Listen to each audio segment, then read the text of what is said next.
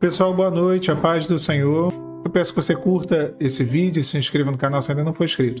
Nosso texto base para essa noite está lá em Atos dos Apóstolos, capítulo 3, no versículo 1. Diz assim a palavra: Pedro e João subiram juntos ao templo à hora da oração, a hora nona, e era trazido um homem que desde o ventre da sua mãe era coxo, o qual todos os dias punham à porta do templo, chamada Formosa, para pedir esmola aos que entravam. O qual, vendo a Pedro e João que iam entrando no templo, pediu que lhes desse uma esmola. E Pedro, com João fitando os olhos nele, disse: Olha para nós. E olhou para eles, esperando receber alguma coisa. E disse Pedro: Não tenho nem ouro e nem prata, mas o que eu tenho, isso eu te dou. Em nome de Jesus Cristo Nazareno, levanta-te e anda. E o tomou pela mão direita, o levantou, e logo os seus pés e artelhos se firmaram. E saltando ele, pôs-se em pé e andou, entrou com eles no templo, andando, saltando e louvando a Deus. E todo o povo o viu andar e louvar a Deus. Uma operação maravilhosa, um milagre, uma bênção do Senhor, mas alguns aspectos bem interessantes sobre esse homem que era um coxo de nascença. Ele vivia naquela posição, uma posição estática. A condição dele, física, o impossibilitava de andar. Obviedade isso, né? Ele foi gerado daquela forma, um coxo de nascença. Então ele foi gerado daquele jeito. E muitas vezes a nossa fé cristã, ela nos gera com deformidade. Ela nos gera com uma mentalidade um tanto quanto religiosa e engessada.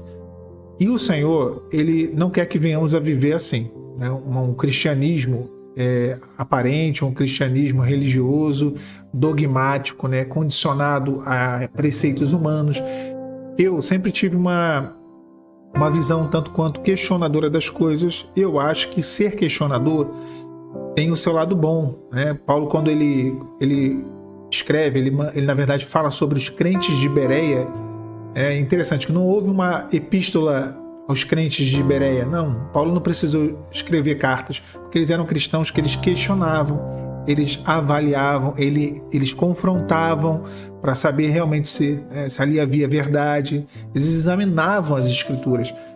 Então, quando eu olho essa condição do coxo, esse coxo ele representa algo estático, alguém que não consegue progredir, não consegue viver um processo, não consegue caminhar na presença de Deus, porque foi gerado dessa forma, foi gerado com essa deficiência.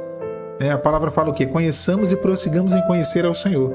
Então, às vezes, o nosso processo está emperrado porque a nossa mentalidade em Cristo, o cristianismo que vivemos é um cristianismo emperrado, é um cristianismo travado, religioso, é uma visão estática daquilo que é o projeto de Deus, daquilo que é a forma de Deus operar. Então, primeiro ele tinha essa limitação, e o Senhor ele não quer que venhamos a viver um cristianismo limitado, pela razão, pela lógica, pela religião, por nada disso. Outra que ele tinha um acomodamento, né? Vamos dizer assim, ele estava acomodado espiritualmente falando porque ele estava sentado. As posições em pé é uma postura de progresso, é uma postura de dinâmica, deitado, descanso, sentado é comodismo. Claro que em alguns casos sentado também é aprendizado. Jesus manda seus discípulos a sentarem, né? Mas nesse caso aqui é comodismo. Ele não estava aprendendo nada, ele só estava realmente acomodado com aquilo que ele estava vivendo. E quantas vezes nos acomodamos? E aqui eu quero abrir um parêntese, porque há uma linha muito fina entre se acomodar, né? Ou na verdade descansar e se acomodar. Às vezes nós pensamos, não, estou descansando na presença do Senhor. Não está descansando. Às vezes você está acomodado, eu estou acomodado. Nós nos acomodamos numa situação, nós nos acomodamos com algo que estamos vivendo, né? Nos acostumamos com aquilo. E isso é muito perigoso. Se acostumar com a presença de Deus, com os milagres, dar normalidade aos milagres de Deus. Israel no Egito, no deserto, quando saem do Egito, eles caminham, né? E eles fazem aquela peregrinação de 40 anos pelo deserto, e eles meio que se acostumaram, eles se acomodaram com aquilo que Deus estava fazendo. Para eles, a coluna de fogo e a nuvem já era normal, né? Então, aquele coxo de nascença, um outro detalhe, ele estava à porta, mas ele não entrava pela porta. A porta é Jesus. A religião não entra através dela. O religioso não entra através dessa porta. Ele não entra e nem deixa que os outros entrem, né? A religião não permite isso. Aquele homem estava pedindo esmolas. O objetivo dele era tão somente isso. Ele estava ali só para poder mendigar, para viver de esmolas. Olha, Deus não quer que você, que nós venhamos a viver de esmolas. O Senhor tem o pleno para nos dar. Deus não quer que venhamos a viver do resto. Deus não se alegra. Se alguém está te dando o resto, isso não pode vir de Deus. Isso não vem do Senhor. Deus não nos dá o resto. Deus nos dá algo pleno. O cuidado do Senhor sobre nós, ele é perfeito.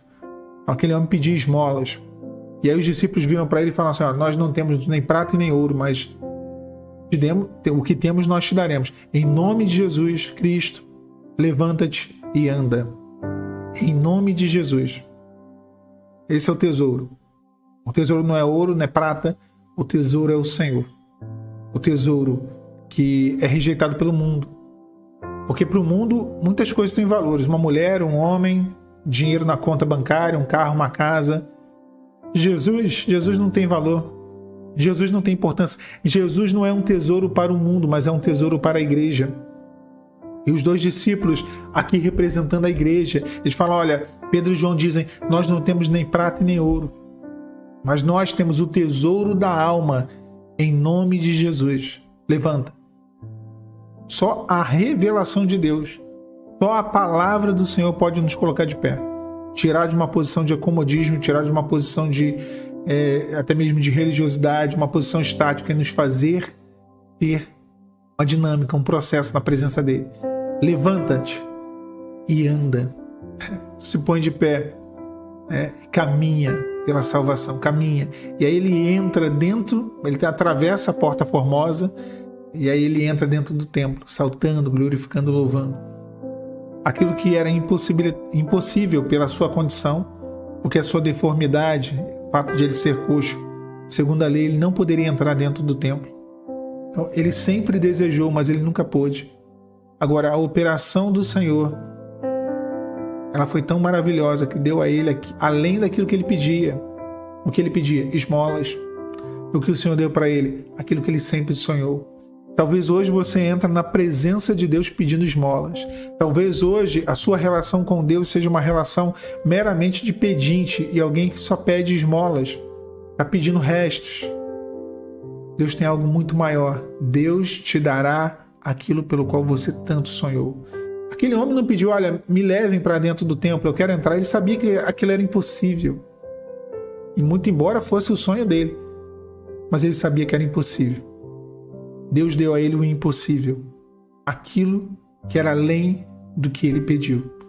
Nós não temos prata e nem ouro, mas em nome de Jesus, levanta, anda. Deus tem além, muito além do que você vem pedindo a ele. Deus vai mudar a sua sorte. Creia, existe uma promessa de Deus sobre a sua vida. E assim como aquele homem teve a sua vida completamente mudada, saiu daquela posição estática, levantou e andou, viveu um processo de milagres, da parte do Senhor, te esperando. Que Deus te abençoe, meu irmão. Que Deus te abençoe, minha irmã. A paz do Senhor Jesus.